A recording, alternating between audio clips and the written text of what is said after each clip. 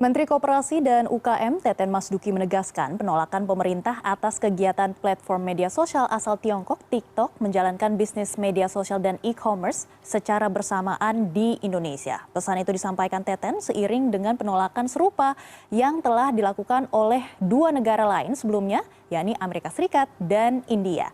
Dan untuk membahas hal ini sudah bergabung melalui sambungan virtual, staf khusus Menteri Koperasi Bidang Pemberdayaan Ekonomi Kreatif, Vicky Satari. Selamat pagi, Mas Vicky. Selamat pagi, Mbak Megi. Ya, Mas Vicky, kami sudah menghubungi pihak TikTok, namun sampai dialog ini berlangsung masih belum mendapatkan respon dari pihak TikTok. Dan langsung saja kita ke topik utama kami hari ini. Kapan larangan TikTok Shop ini akan berlaku? Karena kalau misalnya kita lihat buka TikTok sekarang, ini tampaknya masih tetap bisa berjualan. Ya, ada beberapa aturan ya yang sebetulnya secara regulasi kementerian lembaga ini mengampu. Tentunya tadi Pak Mendag juga dalam video sudah menyampaikan. Ini aturan pertama kita tunggu di revisi Permendag 50 2020 yang sudah melalui proses harmonisasi. Kita sudah sampaikan usulan masukan.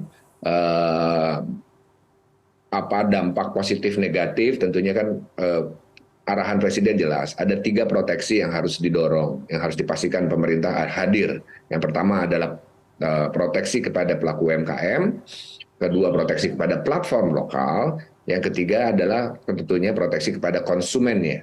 Ya, jadi itu satu sisi. Dan kemudian nanti tentunya terkait dengan platform ini ada Kominfo, kemudian ada KBLI-nya, ada Kementerian Investasi. Ini rasanya tadi Pak Menteri Pak Teten sudah tadi pada saat menyampaikan di DPR juga bersebelah dengan Pak Menteri Investasi Pak Bahlil, komunikasi intens kemarin juga dengan Pak Mendag ya, ada forum rapat lintas kementerian gitu. Ini terus kita dorong. Mudah-mudahan bisa sesegera mungkin Mbak Megi, karena sekali lagi tadi disampaikan Pak Mendag sepakat. Jangankan 3 bulan, sebetulnya harian ini satu persatu ya dengan cepat UMKM kita ini tumbang. Baik, Mas Vicky, kesimpulannya adalah kita harus menjaga UMKM jangan sampai tumbang. Nah, apa alasan utama pelarangannya? Bukankah membantu banyak UMKM lokal? Karena banyak juga toko-toko maupun UMKM lokal yang justru terbantu dengan TikTok Shop ini. Jadi pertama dilihat dulu Mbak Megi ya, para pemirsa CNN, coba cek TikTok Shop. Jenis barang seperti apa yang ada di front page, yang di FYP. Berapa harganya? Bagaimana ada sepatu harga 24.000, ya, kerudung jilbab ada harga 7.000 rupiah, ada parfum harga bahkan 100 rupiah, ya, ada banyak sekali barang-barang earphone, headphone, apa segala macam yang harganya sangat murah. Apakah UMKM kita mampu berjualan dengan harga seperti itu? Kan tentunya tidak. Ini pasti barang impor. Tapi pertanyaan berikutnya, apakah UMKM mampu memproduksi barang tersebut? Sudah sangat mampu. Kita bisa produksi simulator pesawat terbang, simulator kapal selam, startup digital kita berbasis AI, blockchain, IoT, machine learning sudah banyak. Tapi adalah kesempatan di pasarnya. Nggak mungkin bisa UMKM kita masuk ke pasar yang harganya sudah sangat murah karena produknya masif. Ini produk, sekali lagi, produk impor. Jadi ada isu predatory pricing, ya. Dan kemudian sekali lagi, ini negara lain juga sudah atur kok. Jangankan tadi Pak Menteri sampaikan, sudah India, Amerika. Di Tiongkoknya sendiri sudah diatur bahwa ada larangan terkait dengan praktik monopoli platform. Ya, dia sebagai media platform komunikasi juga sekaligus platform transaksi. Ya, Amerika tadi memblokir media sosialnya sudah. Melarang media sosial bagi pegawai pemerintah sudah. Uni Eropa melarang menggabungkan data antar layanan. Nah, ini juga penting. Nanti bisa aja di Tiongkok ini nama TikTok itu bukan TikTok, ya. Tapi ya ini tadi di Uni Eropa, seluruh negara Uni Eropa melarang menggabungkan data antar layanan. India memblokir media sosialnya juga termasuk melarang menggabungkan data antar layanan. Kemudian tadi terkait dengan arahan Presiden di Indonesia, Mbak Megi, ya. Startup berbasis teknologi kita ini berdiri satu platform sendirian. Jadi ada streaming dan hiburan, ada satu platform, ya, ada video dan seterusnya, ada platform perdagangan, Bukalapak, Tokopedia, Blibli dan seterusnya, pembayaran, link aja dan seterusnya, lifestyle on demand service, ada GoFood, ya, dan seterusnya, terus transportasi juga ada Gojek dan seterusnya, komputasi awan, logistik sampai dengan smart device IoT. Nah, kalau kita lihat ByteDance, ya ini induknya dari TikTok, ini semuanya ada dari jejak media sosial, ada stream hiburan, ada perdagangan, ada pembayaran, ada lifestyle on demand service, ada transportasi, ada komputasi awan, iya, smart device IoT, iya, dan demikian juga Meituan, Tencent, Alibaba gitu ya. Ini yang kemudian kalau yang kolapsnya bukan hanya UMKM, sebenarnya platform-platform lokal kita juga akan lama-lama ya akan habis karena tadi ekosistemnya end to end yang disebut monopoli hulu hilir gitu ya. Nah ini tadi ada concern-concern negara maju udah melarang ada penggabungan data lintas platform kok gitu. Ini yang kita concern sebetulnya Mbak Megi. Tadi lagi kemudian si Pak Menteri juga sampaikan, pembelian di e-commerce itu di-feeding oleh transaksi percakapan dari media sosial. Yang pegang algoritma siapa? Yang bisa mengarahkan siapa? Kita sudah dapat laporan juga. Ya, kemarin Pak Menteri sudah menerima kurang lebih 40 seller yang ada di TikTok dan juga sebetulnya yang lain ya. Platform-platform yang lain gitu. Tapi ini ada temuan-temuan. Nah, yang terakhir saya sampaikan bahwa kami sudah mengundang kok pihak TikTok. Kita sampaikan, betul mereka bilang tidak ada regulasi yang dilanggar, tapi kami sampaikan harga-harga kita lihat yuk, ya kan?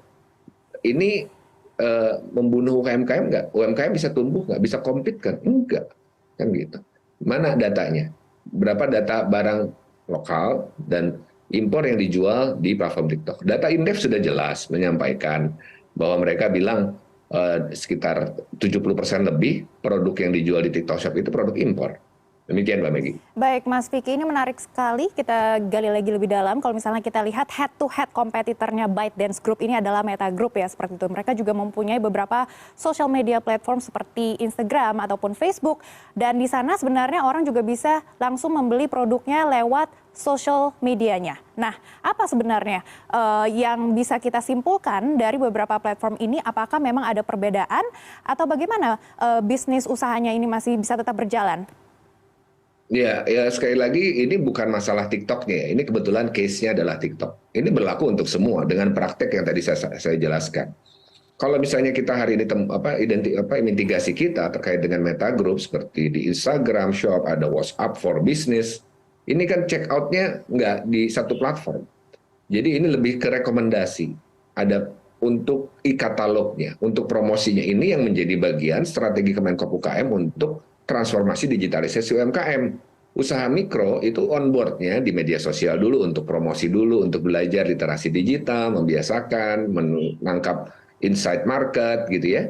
Baru setelah itu masuk ke level kecil, masuk ke e-commerce yang lokal, e-commerce homogen, kemudian baru yang ke menengah itu ke e-commerce yang nasional sampai dengan bahkan global bisa ekspor gitu ya. Ini tahapannya seperti itu. Jadi berbeda. Kita melihat sebetulnya ada kemarin di bulan-bulan lalu sempat viral juga terkait dengan Project S yang punya TikTok. Ada cross border di situ. Betul TikTok menjelaskan tidak ada cross border dilakukan di Indonesia, tapi kita bisa melihat toh itu sudah dilakukan di negara lain termasuk di UK gitu ya, di mana produk TikTok di UK ini kan sebetulnya sudah jelas bagaimana ada proses selain media sosial, maaf, media sosial, kemudian e-commerce, kemudian cross border, sampai retail online, membuat produk sendiri white labeling.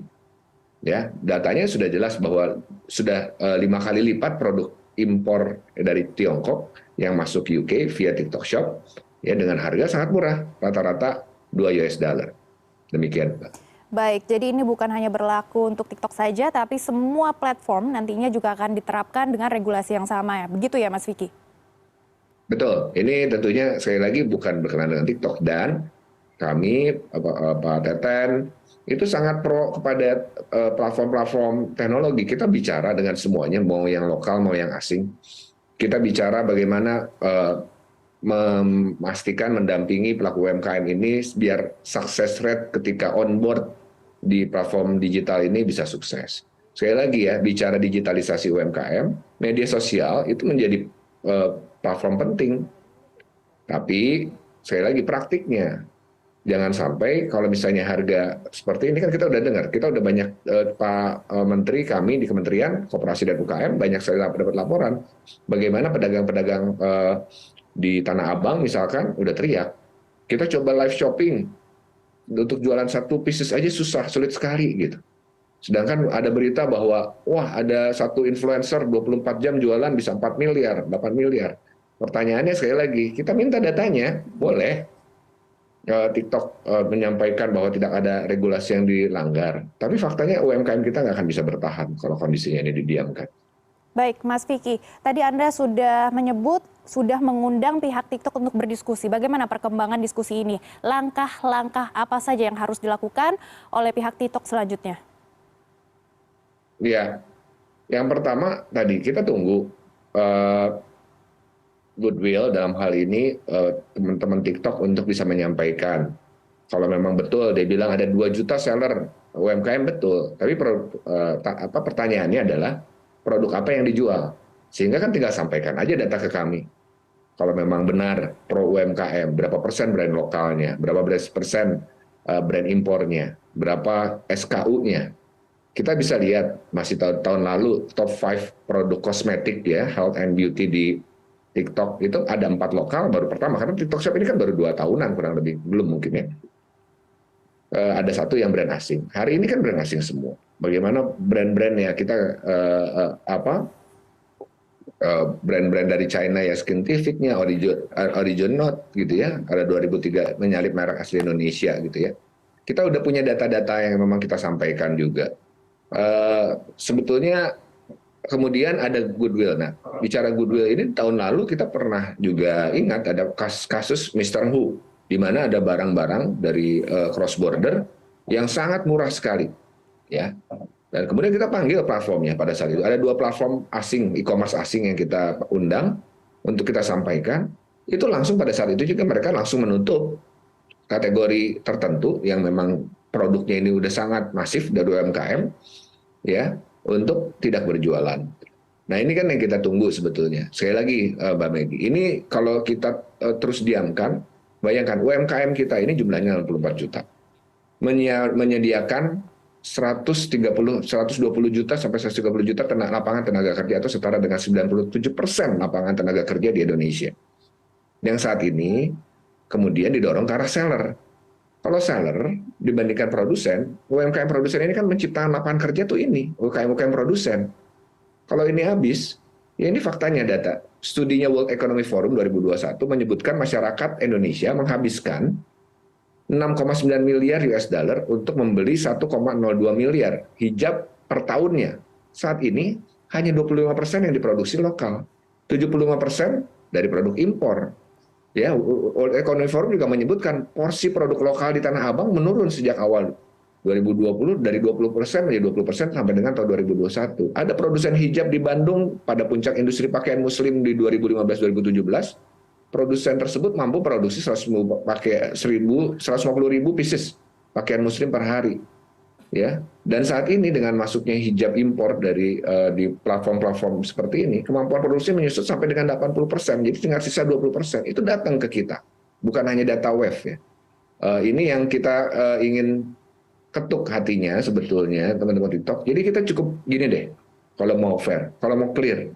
Yang ini juga kita ingin dorong di revisi Permendag 50 2020. Apabila ada platform yang menjual produk impor, cukup 1 aja. Cantumkan izin barang impor resmi. Kan sederhana. Agar apa? Ada equal playing field. Karena kalau misalnya udah mengurus izin barang impor, artinya ya ada mengurus perizinan, mengurus sertifikasi-sertifikasi, ngurusin BPOM, PIRT, halal gitu. Ya, ada BAB yang masuk. Orang UMKM-nya hari ini juga melakukan hal yang sama. UMKM harus ngurusin BPOM, PIRT, bayar. Sertifikasi halal, urusin. Memenuhi semua persyaratannya, bayar. Kan kalau misalnya kita bukan bicara jangan sampai, wah kita anti barang, kita anti asing, platform asing, menggabungkan data ini. Enggak. Baik. Ada jutaan UMKM yang memproduksi, kemudian kompetisinya nggak sehat, gitu loh Mbak Megi. Baik Mas Vicky, terakhir. Singkat saja Mas Vicky. kesimpulannya apakah social commerce di Indonesia ini akan dilarang atau diatur dengan regulasi dan juga tadi poin-poin yang harus dipenuhi dan masih akan tetap berjalan? By definition, social commerce adalah sosial media dan e-commerce. Nah, kalau misalnya tadi bicara terkait dengan referensi-referensi di negara-negara lain, tidak adanya penggabungan platform, data platform, monopoli platform, ini tentunya ini yang kita dorong untuk tetap aja dipisah. Demikian, Mbak Megi. Baik, kami